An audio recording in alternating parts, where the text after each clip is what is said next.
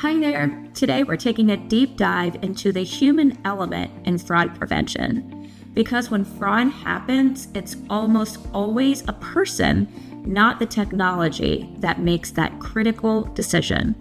And let's face it, it could be any of us, including me, when I'm anxious to get my next Amazon package and I get a tempting text that claims it's delayed. I almost always want to click on the link. On a good day, it's easy to spot the red flags, but when we're rushed or stressed, things can slip through the cracks. It's called being a human being. So let's talk about behavioral fraud awareness, insider risk, and training that changes behavior and helps reduce those occurrences. Technology is essential, but people decide whether controls are followed, whether warnings are ignored, whether a payment gets stopped. So let's take a look at some familiar cases. Up first, a classic, vendor change scam. This one is so familiar.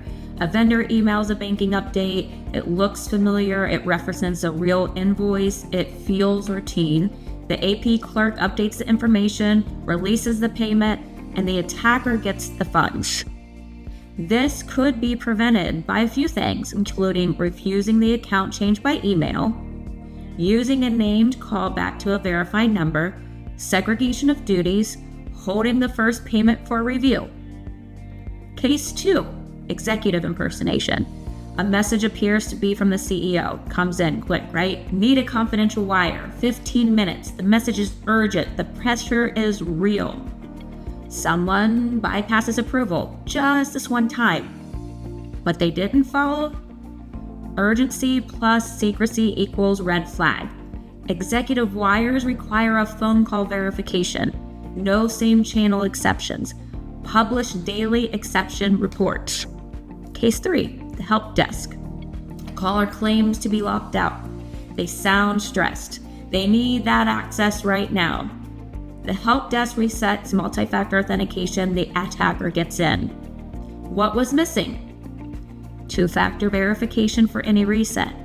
Use MFA number matching. Tickets required for all resets. Alerts for mailbox forwarding rules. Now look at some training that actually works. Most insider risk isn't malicious. It's shortcuts, confusion, or compromised credentials. We need training that works. Real training doesn't end with a presentation.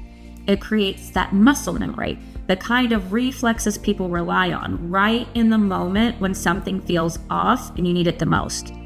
We need to mix in learning with real-time practice. Try micro simulations in short, realistic scenarios delivered right where people work. They build one skill at a time. Spotting an odd vendor request, pausing before updating those banking details, or catching a subtle red flag that doesn't look suspicious at first glance. Think of these like practice reps at a gym. And implement just-in-time prompts if you can. These are gentle nudges that show up right when someone is about to make a risky action. A reminder to verify a callback number, or a quick cue that says urgency plus secrecy. Oh, that's a red flag. These prompts redirect behavior in real workflows where it matters most.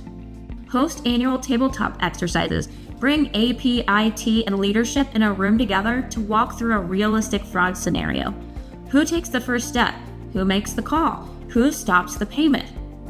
The value isn't the scenario itself, it's that muscle we build across teams as we solve it together. Start monthly manager huddles, because managers are the coaches that reinforce habits more than any training module ever could. A quick monthly touch point gives them the chance to ask certain questions like, what did you verify this week? What fell off? Which exception did you decline? When leaders talk about this consistently, the behaviors stick. And some of the strongest defenses don't cost a dime in technology or software. Just consistent human behavior. Anyone can stop a payment. Always call back using a verified number. Document your callback notes. Use 2 sets of eyes on every first payment. And never ignore that feeling just when something seems a little bit off. Your instincts matter. Build a behavior change framework based on learn, practice, reinforce. Habits form when people learn, practice, and reinforce together. Stay safe out there. I'll see you next time.